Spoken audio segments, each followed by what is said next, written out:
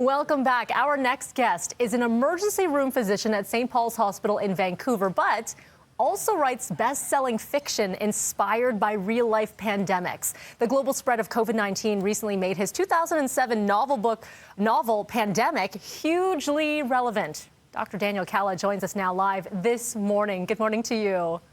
Good morning, Melanie. Good to be here. Thanks. You typically don't hear this about a writer of fiction and an ER physician. So how do the two meet? Because obviously you're using your real-life content into what you're putting out into this novel.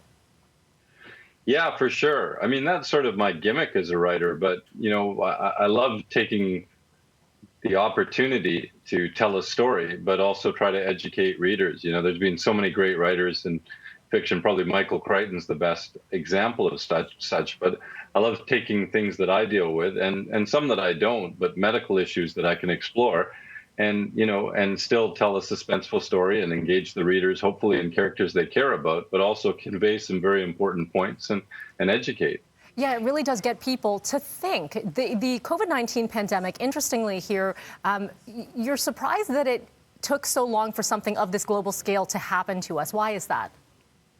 I'm not surprised. Yeah. As I get into, I think the world was just lucky for 100 years after the Spanish flu. We never saw anything like COVID-19 till it hit us, which is almost unusual. Usually pandemics come a bit more frequently. So, that was the thing when we had all those near misses with SARS, and how badly Toronto was affected by that, but not the rest of the world, and the bird flu and all these things. We just knew something was going to come along. It just, we all got a little bit complacent, but, I was surprised it was COVID-19 and terrified when it happened. But in the general concept of a pandemic coming along was to be expected.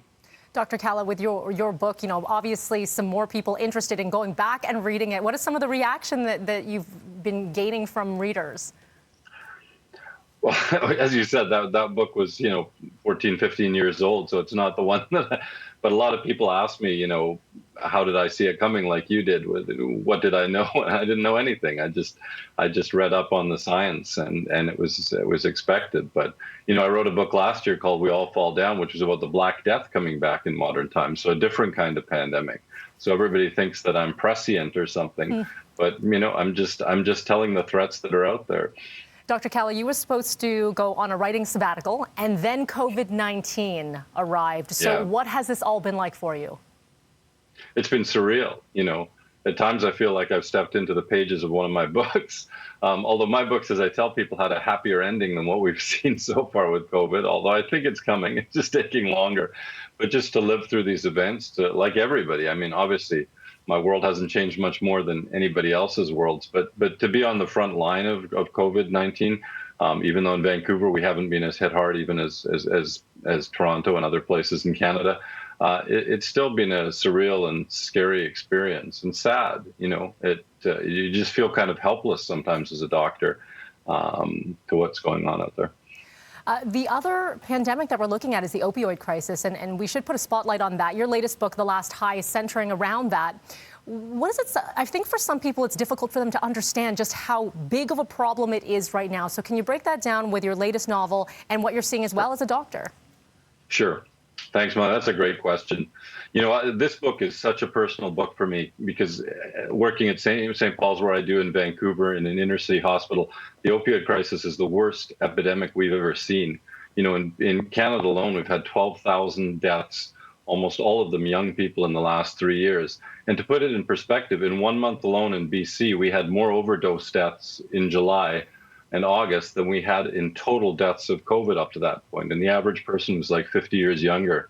So I wanted to create a story that is a kind of a cautionary tale, especially for young people, especially, wrote it for my daughters. I wrote it for 20-year-olds, just that how pervasive opioids are. And it's not just somebody else. It's not just for some poor IV drug user living in a lane. It can affect anybody.